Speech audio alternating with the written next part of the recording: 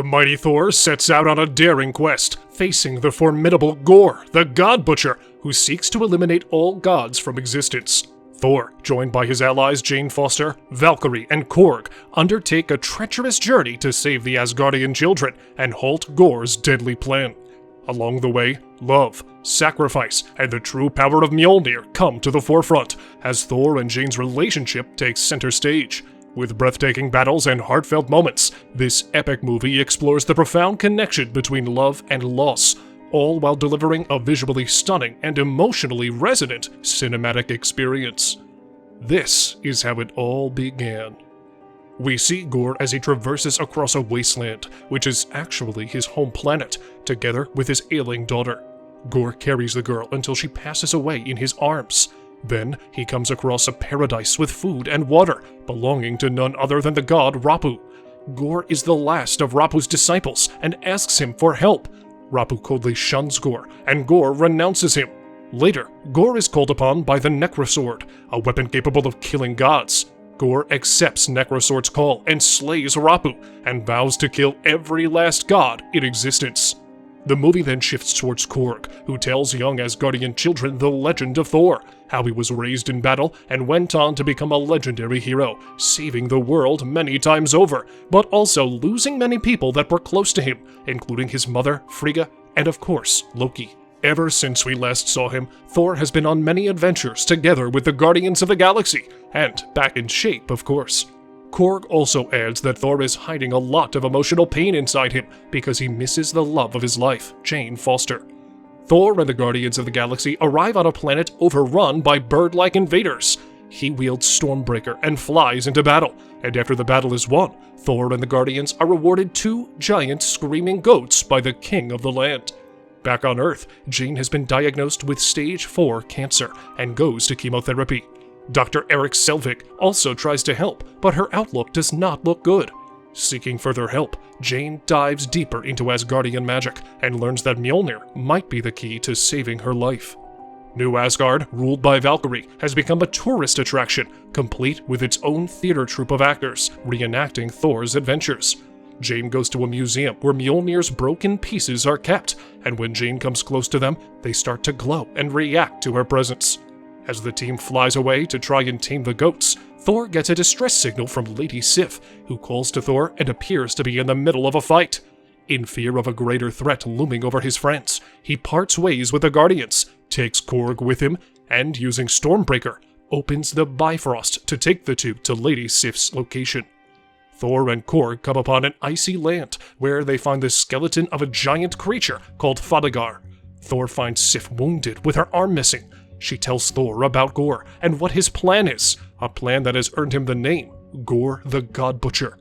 The group teleport back to New Asgard, where Gorr and his minions, called Black Berserkers, are attacking Asgardians. Thor uses Stormbreaker to smash down the monsters, while Korg gets Sif to safety. In the middle of the battle, Thor is extremely happy to see Mjolnir smash that like and subscribe button! I mean, happy to see Mjolnir coming his way, until it returns to Jane, who is now wearing armor as the mighty Thor, with Thor standing there astonished to see her. The scene then shifts to a scene where Korg continues his story, with a brief flashback to Thor and Jane's relationship, who, after their previous adventures, started a serious relationship, but due to Thor's heroics and Jane's studies in science, the relationship was not working well, and the two had to break up. Still, when Jane appears in front of Thor, he is happy to see her again. Meanwhile, Gorr and his monsters capture the Asgardian children and imprison them far away from home. The heroes receive a projected image from Axel, Heimdall's son, and with the help of Thor, the heroes learn the children's location, and that they are in the Shadow Realm. Thor decides to join forces with Valkyrie, Jane, and Korg, and they travel to Omnipotent City, the place where all kinds of gods gather to round up other gods for help. The movie did not flourish as it could. It flirts with the idea of a callback story, reintroducing Jane after her absence in previous movies. There are a million Guns N' Roses nods and needle drops, as well as all of the movie's pop culture ad-libs, or punched-up superhero stuff about coming up with catchphrases, which feels safe instead of left field, simply falling flat. At its core, Thor: Love and Thunder is a blockbuster comedy sequel with slightly weaker material. When the group arrives at Omnipotent City, they disguise themselves and sit to watch as Zeus makes a grand entrance, all the while Thor cites Zeus as an inspiration of his. However, Zeus quickly proves that he is nothing but a jerk who is interested in orgies and not the well-being of the gods. He catches Thor and exposes him, forcing the other three to reveal themselves.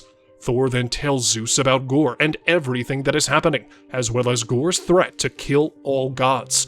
And while Zeus quietly acknowledges the danger of this threat, he tells Thor that he cannot be bothered to help, or even lend them his lightning bolt that Thor asked for to help.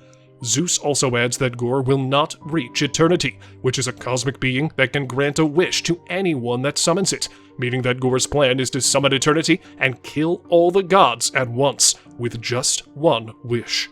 Thor and his friends fight against Zeus's guards, but Zeus strikes Korg and shatters him, but does not kill him.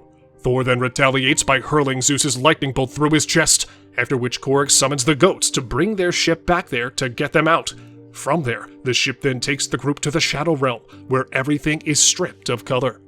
Gore finds the group and battles against Thor, Jane, Valkyrie, and Korg.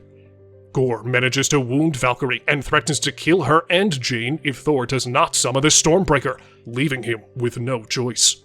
Thor grabs the axe, and in an attempt to try and escape using the Bifrost, Gore catches Stormbreaker just as the group is teleported. Jane is left without her armor and has gotten weaker and even sicker. Jane is brought to a hospital where Thor learns that Jane's usage of Mjolnir is killing her faster, and although she wants to help Thor fight Gore, he tells her that he loves her and wants her to still be alive. She lets Thor go on his own, who grabs Zeus's bolt from Valkyrie and heads off to face Gore. Gore brings the children to eternity, where he begins his ritual. Thor arrives and battles Gore with all his might, but is overpowered by Gore. Jane senses this and wields Mjolnir one more time and strikes Gore, while Thor shares some of his powers with the children to fight off the monsters. And with combined forces, they manage to do so. Thor and Jane manage to destroy the Necrosword, but the gate to eternity is open, and before Gore can make his wish, Thor tells him that he doesn't want revenge, but rather love, and that he would rather spend his final moments with Jane rather than fighting him. Gore is faced with the realization that he is dying because of the prolonged corruption from the Necrosword, and uses his last wish to see his daughter one last time. Meanwhile, Thor stays by Jane's side, reaffirming their love for one another, and shares one last kiss before Jane's body disintegrates. After Gore spends one final moment with his daughter, he asks Thor to take care of her, before he is gone as well. In the final scenes of the movie, we see Korg finishing up his story by saying that Jane's sacrifice made her a hero and Asgardian legend. Valkyrie went back to rule over New Asgard, using Sif's help to train the children in self-defense. Korg got his body back and found a partner from his species. Thor is raising Gore's daughter on his own, calling her Love, with her known to be just as tough as he is. In the final moments of the movie, the two go outside to face an incoming threat together, with Korg saying they are known as Love and Thunder in the background. Lacking the overall freshness from the previous movie, this one is better with its bolder, dramatic sequences, and the trope of how love comes with a price of loss. Thor and Jane's romance is the highlight of the movie, especially all of the heartfelt moments that reveal the true power of love. The biggest takeaway from the movie is the bold usage of color, both visually and thematically. This sequel preached how a movie can mix god-killing and kid-friendly, crowd-pleasing moments with a gooey message about love.